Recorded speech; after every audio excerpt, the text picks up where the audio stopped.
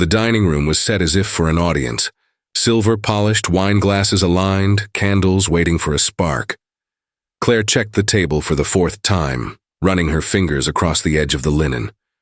Her reflection in the cutlery looked blurred, like a version of herself she didn't fully recognize. Tonight was supposed to mark 12 years of marriage, yet the silence pressing around her made the air feel brittle. Her phone buzzed on the counter, the screen lit with a local news alert. Remains discovered at Red House Pond. Investigation underway. Claire's thumb hovered, reading the line again as if the words might change. The pond was less than 15 minutes from their home. She swallowed hard, pushing the thought down. Ethan would laugh at her for spiraling. Again. Still, something about the wording caught her. Remains, not a body.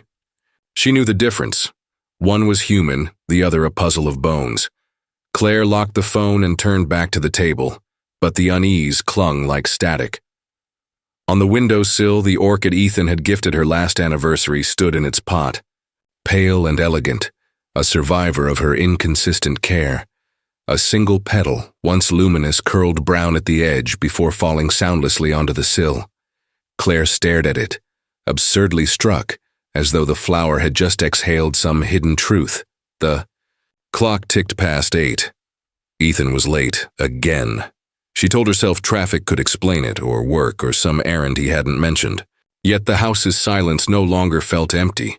It felt staged, rehearsed, like someone had left it that way on purpose. Her chest tightened, and she forced herself to pour a glass of wine, each drop unnervingly loud. She lifted it, the stem, trembling in her hand when she heard the faintest sound upstairs. Water running, a door shutting. Claire froze. Hadn't she locked the front door? The glass clinked against the table as she set it down. She rose slowly, listening, her skin prickling with doubt. Somewhere above, a phone buzzed twice in rapid succession. The creak of the upstairs pipes startled Claire awake.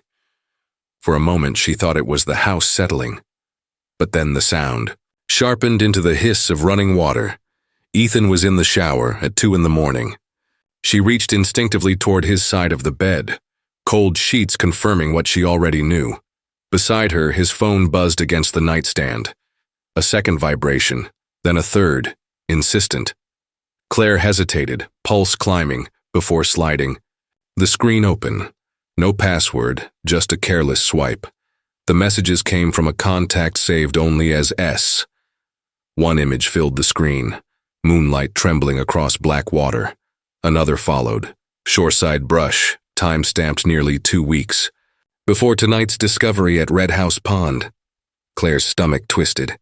The photos weren't random. They were deliberate. They were proof of something she didn't want to name. She nearly dropped the phone when the bathroom door clicked. Steam rolled into the hall, carrying Ethan's voice. "What are you doing?" "Up." His tone was casual, practiced. "Caught," she stammered. "Your phone was buzzing." Ethan emerged bare-chested, towel slung at his hips. When he noticed the screen glowing in her hand, he smiled, not angry, but amused. "Claire, you're doing that anxious thing again, seeing ghosts in pixels." He took the phone gently, thumb brushing hers before placing it back on the stand. Then he kissed her forehead, the gesture light and patronizing. "Go back to sleep." She lay rigid as he climbed into bed, his breathing evening out within minutes. But her own thoughts spun wildly, tangling between fear and self-doubt. Was it her paranoia or his performance? By morning, she couldn't keep it contained. At the cafe downtown, her friend Jenna leaned forward, eyes wide as Claire whispered about the photos and Ethan's dismissive laugh. "You need to start documenting," Jenna urged. "Dates, times, everything. If something's wrong, if you're right, this will matter." Claire nodded, though her throat tightened at the implication. Writing things down meant admitting them real. Yet, even as Jenna reached for her hand, Claire could still feel the heat of Ethan's lips against her forehead, that false tenderness he used like a weapon. She glanced at the cafe window, half expecting his reflection behind her. Outside, a news van rolled past, its banner flashing the words she dreaded. Police seeking leads in pond case. By evening, the cafe chatter had dissolved into a hum in Claire's memory, leaving only Jenna's firm words, "Document everything." But the hours that followed offered no comfort. She made dinner half-heartedly, listening to the news in the background, her nerves vibrating with every update. The anchor's voice shifted, introducing Detective Mara Ortiz, the woman now leading the pond investigation. Ortiz's image filled the screen, dark hair tied back, her tone deliberate and clipped. "The victim was found bound with industrial tape," Ortiz said, the words steady yet weighted. "We are asking the public for any information." Claire's stomach nodded. Industrial tape. She pictured the roll in Ethan's workbench drawer, gray and thick, a tool he claimed was for home repairs. Her body moved before her mind could catch up. She reached for her phone, dialing the tip line number that flashed across the bottom of the screen. The ring barely began before panic clamped down. What would she even say? That she thought her husband owned similar tape? That she had seen photos of a lake on his phone at 2 a.m? Doubt whispered, "What if you're wrong? What if you ruin everything?" Her finger slammed end call before the operator picked up. Silence swelled around her. The candlelight flickered against the window glass, making the room look staged, like the set of someone else's life. She sat frozen, phone still warm in her palm, until headlights washed briefly across the wall. Ethan's car. He walked in minutes later, coat damp from drizzle, smile unusually soft. "Sorry, I'm late," he murmured, pressing a kiss against her cheek. The gesture landed heavy, as though he could feel the suspicion clinging to her skin. He poured her a glass of wine without asking, his hand lingering on her shoulder. Claire forced a smile, her lips trembling with the effort. His tenderness felt wrong, like an actor reading lines too perfectly. Later, as she lay beside him in bed, Ethan's arm draped across her waist like a claim, she kept her eyes open in the dark. The yearbook page Lucas once mentioned, the one with Ethan's old name, flashed unbidden in her mind. She realized she needed to know who her husband had been before her. Sleep offered no relief. By morning, Claire's resolve had hardened into something brittle and dangerous. If Ethan's past held the answers, she would dig until she unearthed them. Jenna had once mentioned Lucas Reed, steady, patient Lucas, the boyfriend Claire abandoned for Ethan's dazzling charm. He might remember what Ethan never told. She found him on social media, older but instantly recognizable. Same thoughtful eyes, now behind wire-rimmed glasses. A message later, they agreed to meet on campus grounds where their lives had once overlapped. The courtyard buzzed with students, but for Claire, the place hummed with ghosts. Lucas approached with a cautious smile, hands buried in his coat pockets. "Claire Bennett? Been a long time." His voice, calm and low, steadied her for a moment. They exchanged pleasantries, but Claire quickly steered toward Ethan. The name tightened Lucas's jaw. "You mean Evan Cross," he corrected softly. The sound of it sliced through her. "Evan?" Lucas nodded. "That's the name he used in college, until everything." He explained how one night an argument in the dorms ended with police sirens, yet the incident evaporated from the record within days. No charges.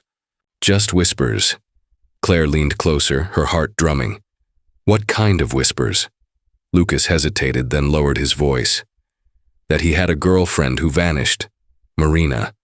Some people said she transferred. Others not so kind," he sighed. "No one could prove anything. But the way he moved on, like she'd never existed, it chilled me." A cold weight pressed against Claire's ribs. Marina. The name felt like a ghost pressing into her palm. Lucas pulled a worn folder from his bag. Inside, a photocopied yearbook page showed Ethan, Evan, smiling in a crowd. The face was the same, yet younger, sharper, almost feral in its confidence. Lucas slid it toward her. "I kept this. Don't ask me why. Maybe I thought someday someone would need it." Claire tucked the page into her purse, fingers trembling. She thanked Lucas, though her gratitude felt hollow, scraped raw by fear. Walking back through the campus, Claire felt the shadows of past choices clinging to her. She had left Lucas for Ethan's brightness, never asking what that glow concealed. Now, 12 years later, the darkness finally pressed through the cracks. She thought of the roll of tape in the workbench, of Ethan's soft kiss, too rehearsed, of the name Evan Cross, echoing like a curse. The photocopied yearbook page burned against Claire's purse lining like contraband. She rehearsed a dozen openings on the drive home, but when she finally faced Ethan at the kitchen counter, the words slipped out too bluntly. "I know about Evan Cross." Ethan looked up from his glass of whiskey, eyebrows lifting in mock surprise. Then slowly, he smiled. "Evan? God, Claire, you've been digging through college gossip?" Her throat tightened. "It's not gossip. Lucas told me. There was a girl, Marina." He set his glass down with precision, leaning closer, voice warm and condescending. "Claire, love, you've always had this imagination that runs away with you. Marina transferred. People made stories because they were bored. You left Lucas for me, remember? Doesn't that say enough about how stable he was?" His words bent the air, twisting her certainty until it wavered. Still, the image of the lake photos burned behind her eyes. "Why didn't you tell me you used another name?" She pressed, her voice smaller now. Ethan chuckled, soft and pitying. "Because Evan Cross was a boy. Ethan Bennett is the man who built this life with you. Do you really want to tear it apart chasing shadows?" He brushed her cheek, tender, as a priest absolving sin. The gesture made her stomach turn. The next day she found herself cornered by Noah Kerr, their landlord, while she collected the mail. "Saw your husband out at the storage units last week," he said casually, handing over a package. "Figured maybe you two were hiding an anniversary surprise." Claire froze. "Storage units?" "Yeah, out by Route 9. Late at night, too." "Hope he wasn't hauling anything too heavy?" Noah laughed, oblivious to the ice threading through her veins. That evening, Claire broached it. Noah mentioned a storage unit. Ethan didn't miss a beat. "Anniversary surprise, you're impossible, Claire. Can't I do one thing without you pulling it apart?" He laughed, charming and exasperated, pressing a kiss to her temple. "Patience, love." The word landed like a shackle. She nodded automatically, hating the weakness of the gesture, hating the way his warmth still fooled her body even as her mind screamed. Later, alone in the bedroom, she stared at her reflection in the mirror. The woman staring back looked older, thinner, carved by doubt. She whispered to herself, "Write it down." Jenna was right, document everything. Her pen hovered over the first page of a notebook, but the sound of Ethan humming in the shower made her close it quickly. Sliding it beneath the mattress, Claire's notebook lay hidden beneath the mattress, its single blank page mocking her with silence. She hadn't written a word. The act itself felt too dangerous. As if ink might summon Ethan's suspicion, she was staring at the ceiling when the phone rang. Unknown number. She almost ignored it, but instinct nudged her hand. "Claire Bennett?" The voice was low, deliberate. "A woman. Yes. My name is Sophie Gray. I'm Ethan's sister. We need to talk." The words rooted Claire to the spot. Ethan never once mentioned a sister. They met the next afternoon in a corner booth of a half-empty diner off Route 9. Sophie arrived early, a scarf wrapped tight around her throat, her presence calm yet sharp-edged. She resembled Ethan. Same jawline, same stormy eyes, but her smile carried none of his charm. "I wasn't sure you'd come," Sophie said, fingers curling around a chipped coffee cup. Claire's voice quivered. "Ethan never told me about you." Sophie gave a hollow laugh. "He wouldn't. Our childhood isn't something he parades around. Bruises don't make for good dinner stories." Her expression darkened. "Our father was cruel. Ethan took the worst of it, though he always pretended he didn't." Claire listened, pulse thudding in her ears. "One night there was a fire," Sophie continued. "It started in the kitchen, spread so fast the smoke erased half our memories. Ethan pulled me out. To this day, he swears he saved me. That saving means rewriting nights so they don't hurt anymore." She met Claire's gaze squarely. "That's his sickness. He thinks love is erasure." Claire's chest tightened. "And Marina?" Sophie didn't flinch. She was real. I remember her visits, her laugh. Then one day, gone. Police called it an accident. Ethan called it a tragedy. But I've always wondered what part he played in rewriting that night, too. The clatter of dishes from the kitchen startled Claire. She gripped her mug, trying to absorb the weight of Sophie's words. "Why tell me this now?" she whispered. "Because I see the same look in your eyes that Marina once wore. The kind of look that means you're already questioning how much of him you can survive." Claire sat frozen, the diner's hum receding into silence. Across from her, Sophie's stare held both warning and strange solidarity. When Claire finally rose to leave, Sophie's last words followed her out. "Check what he's volunteering for. That's where the patterns hide." The diner's hum still echoed in Claire's head long after she left Sophie behind. Check what he's volunteering for. The words repeated like a mantra, growing heavier each time. 2 days later, the news cycle sharpened into horror. Emily Wren, 27, last seen leaving a church food drive, missing since Friday. Detective Ortiz appeared again on the evening broadcast, her expression grim. "We believe Emily met her attacker through a local volunteer list. We are pursuing all leads." Claire's hand slipped on the remote. She remembered Sophie's warning. Her gaze drifted to Ethan's laptop on the counter, screen dark but lid unlatched. Heart pounding, she eased it open. The browser history, unfurled like a confession, an invite template for a volunteer coordination list. Identical to the one Ortiz had shown on television, her chest caved inward. Ethan had been there. That night, Ethan kissed her cheek before leaving for late paperwork. The door clicked shut. Claire sat trembling, staring at her notebook still hidden beneath the mattress. She pulled it out and finally began to write. Time, date, the exact words on the news, the template she saw. Each sentence felt like ripping a stitch out of the fabric of her life, unraveling the marriage she once clung to. The next morning, she called the police station. "Detective Ortiz, please." Her voice cracked when the line connected. Ortiz's tone was steady, professional. Claire whispered her name, then forced the words out. "I think my husband might be connected." The silence on the other end was brief but charged. Ortiz's response was measured.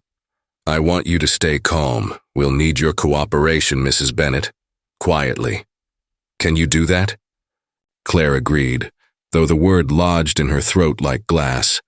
From then on, she became a cooperating spouse, careful as a shadow. She noted Ethan's sudden errands, the hours unaccounted for, the places he claimed to be. Each time she relayed them to Ortiz, it was like cutting away another layer of herself. At dinner, Ethan reached across the table, brushing her hand. "You've been quiet lately," he said with soft suspicion. Claire forced a smile. "Just tired." But inside, she was hollowing out, leaving room only for the truth she could no longer ignore. One evening, she sat at her desk, pen hovering above the notebook. Her handwriting was jagged now, uneven, as though her body resisted recording the Betrayals, Emily Wren, volunteer list. Ethan gone at midnight. The ink bled through the page. Claire snapped the book shut, her chest aching. She felt Sophie's warning wrapping around her again, but louder now, intertwined with Ortiz's calm voice. Somewhere deep down, she knew the unraveling had begun, and once a thread was pulled, there was no way to weave the marriage back together. The notebook grew heavier each day, every line of ink slicing through the fiction of her marriage. But documenting wasn't enough. Detective Ortiz needed something solid, something beyond patterns and suspicions. That's when Jenna suggested, the unthinkable.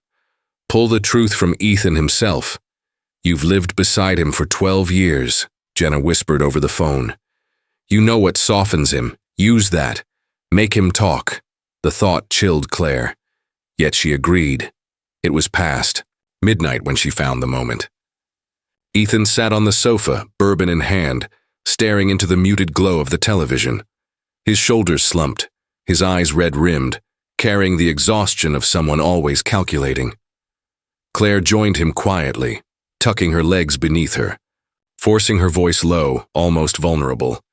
"We've been drifting," she murmured. "I don't want us to lose what we had." He turned slowly, surprise flickering before warmth coated his expression. "Claire, you felt that too?" Her phone rested in her pocket, recording app already running, the screen dark. The hum of it pulsed against her thigh, reminding her of what was at stake. She leaned closer. "I just need you to be honest with me. No masks, no pretending." "What?" "Happened with Marina?" For the first time, Ethan's mask cracked. His laugh was hollow, collapsing into something raw. I stopped her." His voice fractured. "She wanted to leave and I couldn't let her, not after everything. It wasn't supposed to." She slipped, "Claire. It was an accident." Claire's breath snagged in her throat. Every instinct screamed to recoil, yet she forced her hand to touch his, steadying the tremor in her fingers. "You were just a boy," she whispered, feeding the line Jenna had coached. Ethan's face twisted, breaking into sobs. "I was 17, a kid raised in fire and fists. I didn't know how to love without clinging too tight. She was gone, and I couldn't rewrite that night." Tears streaked his cheeks as he pressed his forehead to hers. The weight of his confession hung between them, sharp and dangerous, a knife made of words. "You're my cure," he whispered, clutching her as though she were the last anchor holding him to shore. "You heal me, Claire. Don't leave me like she did." The recording hummed in her pocket like a second pulse, and she nearly dropped the phone from the sheer gravity of his words. Every syllable carried both proof and peril, a weapon she wasn't sure she could survive wielding. She closed her eyes, letting his sobs soak into her shoulder. Inside, her heart screamed. Tomorrow, Ortiz would have what she needed, but tonight she had to keep playing wife. Detective Ortiz played the recording 3 times, her expression unchanged, but her grip on the pen tightening. Each of Ethan's words, "I stopped her, it was an accident, you're my cure," etched the air with quiet violence. When the playback ended, Ortiz set the pen down and leaned forward. "This is enough to move, but not enough to hold him forever," she said. "We need him caught in the act of trying again." Claire's stomach hollowed. "You mean I have to," Ortiz interrupted gently. "You have to let him believe he's pulling you back into his world. That's when men like him slip." It was decided. The Bennett's lake house, isolated and familiar, would become the stage. Ortiz's team would be nearby, waiting. Claire's role was simple and unbearable. Text Ethan. Tell him she wanted to start over. That night, her thumbs shook as she typed, "Let's try again. Meet me at the lake. I miss us." The reply came in seconds. "Finally. I knew you'd come back to me." Claire dropped the phone, bile rising in her throat. An hour later, another message buzzed through. Unknown number. She opened it with trembling hands. He grows most dangerous when he senses rescue. The signature chilled her. Sophie. Claire read it 3 times, her pulse drumming against her ribs. Sophie had warned her already, but this felt final, desperate. She typed a reply, "Why now?" but received nothing back. In the days leading up to the meet, Claire prepared the way someone might prepare for execution. She bought fresh lilies, slipping a tiny mic among the stems. Ortiz's tech team fitted discreet trackers beneath her car's frame and into her purse. Every precaution hummed like invisible armor, yet Claire felt naked all the same. On the morning of the rendezvous, Ethan was unusually buoyant, whistling as he packed a bag. "You'll see," he teased, brushing her cheek with lips too light to feel real. "The lake fixes everything. Always has." Claire forced a smile, rehearsed in the mirror until her cheeks ached. She told herself this was survival, not surrender. Yet the way his eyes glimmered with triumph made her doubt her own performance. As the car rolled down Route 9, headlights slicing through the trees, Claire glanced at the dashboard where Ortiz's team would be tracking her every move. Her fingers clenched around the bouquet, petals brushing her wrist, the hidden microphone pulsing like a secret heartbeat. Beside her, Ethan's hand rested lightly on her knee. "It's going to be just like the beginning," he said, voice almost tender. Claire turned her face to the window, hiding the shiver that ran through her. She prayed Ortiz's plan would hold, because if it failed, the lake would not remember her as a survivor. The lake house smelled of damp wood and memories Claire no longer trusted. Moonlight spilled silver across the dock as Ethan led her forward. His arm looped tenderly around her shoulders. To anyone watching from a distance, it might have looked like a reconciled couple savoring a second chance. But the rope in his other hand betrayed the performance. He set it down gently, theatrically, eyes shining with false grief. "Do you know how many times I thought about this place?" he murmured. "How perfect it would be, the two of us returning here. If we can't start over, then at least we can end together." Her stomach lurched. "Ethan, don't..." "Shh." His voice lowered into something reverent, rehearsed. He wrapped the rope loosely around his palms, showing her the practiced steps of a spouse's suicide. His every movement was deliberate, like an actor delivering lines to an invisible audience. "All it takes is trust. You'll understand once. The water takes us." Claire's pulse thrashed in her ears. The bouquet trembled in her hand, petals brushing against the hidden mic. Somewhere out beyond the dock, Ortiz's team waited, but Ethan's grip was iron, pulling her toward the black sheen of the lake. "I don't want this," she whispered, twisting against him. "I want to live." His smile cracked, rage bleeding through. "You'll thank me when it's done." She fought, clawing against his arm, dragging him closer to the pier lights where she prayed Ortiz's shadow would appear. Ethan's strength surged, a tidal force fueled by obsession. He shoved her toward the edge, the water whispering below, but in his frenzy he stumbled. The dock shuddered under their weight, and suddenly Ethan was gone, swallowed by the lake. Claire collapsed to her knees, chest heaving. For one suspended heartbeat, silence reigned. Then the water erupted, spitting Ethan back onto the surface, coughing, furious, alive. His face twisted in pure rage, no longer the charming mask but the raw snarl of a predator unmasked. Claire staggered backward as footsteps pounded onto the dock. Ortiz's voice cut sharp through the night. "Ethan Bennett, stop where you are!" From the shadows, another figure stumbled forward. Sophie, blood streaking her temple, clutching a ledger tight against her chest.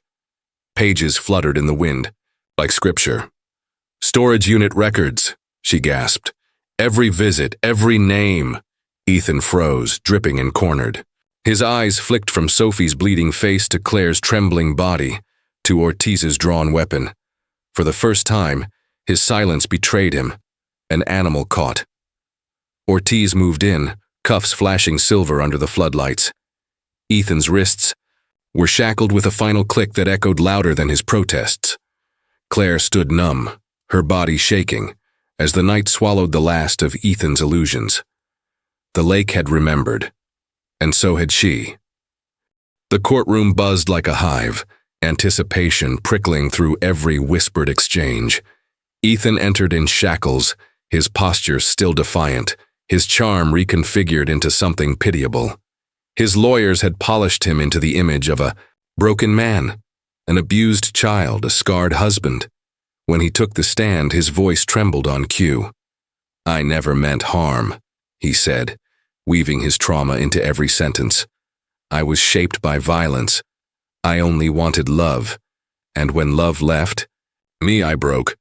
He wept, the gallery swaying between pity and dread, his tears weaponized to blur the horror of his crimes. Claire sat rigid at the witness table, hands clenched in her lap. She knew his performance by heart. For 12 years she had lived inside. And now it was her turn to cut through. When Ortiz called her forward, Claire's legs carried her like they belonged to someone else. The oath felt heavy on her tongue. She lifted her eyes and spoke, not as a betrayed wife, but as a woman reclaiming her own voice. "There was a night," she said, voice steady though her chest ached. "Years ago, Ethan hit a man with our car. He told me it was a deer, but when I looked, I saw blood on the bumper. He handed me a bucket and rag and I scrubbed until my arms ached. Because I loved him. Because I believed him." Her throat tightened. "That was the first time I chose not to look too closely. And I've been paying for it ever since." The gallery stilled. Ethan's mask cracked, fury sparking beneath his practiced sorrow. Ortiz presented the recording, Sophie's ledger, and Claire's testimony side by side. The jury listened, weighed, and finally delivered their verdict. Guilty of Marina's murder, guilty of attempted abduction of Emily Wren, guilty of obstruction and concealment. The sentence was heavy, but the marriage died its cleanest death. In that moment, no longer by rope, by fire, or by silence, but by truth spoken aloud. Weeks later, a small envelope arrived in Claire's mailbox. Inside lay a photograph, she and Ethan, smiling outside the Route 9 storage unit years before. In her eyes shone adoration. In his, something sharper. Sophie's handwriting on the back read, "You once chose not to look. Now you have." Claire placed the photo in the notebook, between the lines of evidence and fear. Closing it, she felt the final stitch tear loose, the fabric of her old life gone for good. For the first time in years, she breathed freely.